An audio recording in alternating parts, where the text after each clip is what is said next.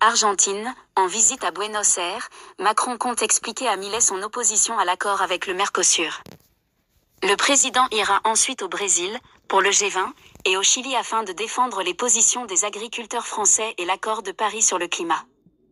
Emmanuel Macron est en Amérique du Sud. Lors de cette tournée, le chef de l'État compte notamment redire son opposition à l'accord entre l'UE et les pays du Mercosur mais aussi, sur le plan du climat, défendre l'accord de Paris.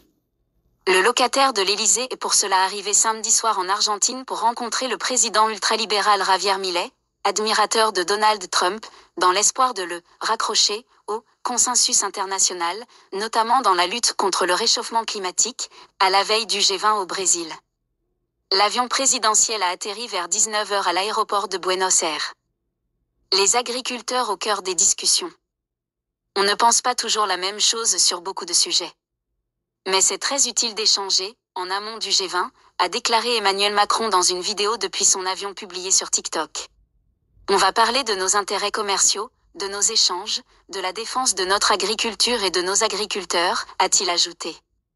Lors de sa tournée en Amérique latine qui le mènera aussi au Chili, il doit notamment expliquer aux pays du Mercosur, qui inclut l'Argentine et le Brésil, pourquoi il s'oppose à la signature d'un accord de libre-échange entre ce bloc régional et l'Union européenne.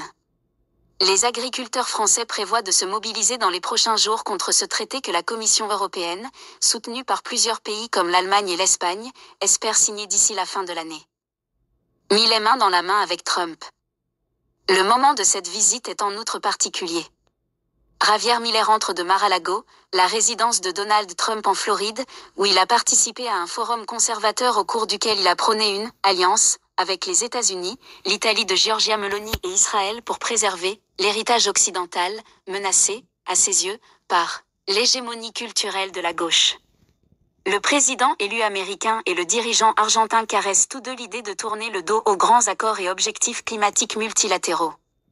Dans ce contexte, Emmanuel Macron espère convaincre l'Argentine de continuer de participer au consensus international, explique l'Élysée.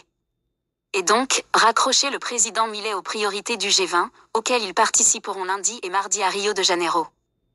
Des discussions sur les sous-marins. L'Argentine vient de retirer sa délégation des négociations climatiques de la COP29 à Bakou, et les spéculations vont bon train sur sa possible sortie de l'accord de Paris sur le climat. Un geste que Donald Trump avait lui-même effectué lors de son premier mandat. Paris entend aussi approfondir les relations économiques, notamment dans le domaine des métaux critiques, alors que l'entreprise minière française Eramet vient d'inaugurer une mine de lithium en Argentine. Emmanuel Macron devrait également tenter de faire avancer la possible vente de sous-marins français Scorpène, même si la présidence française relativise l'état d'avancement des négociations.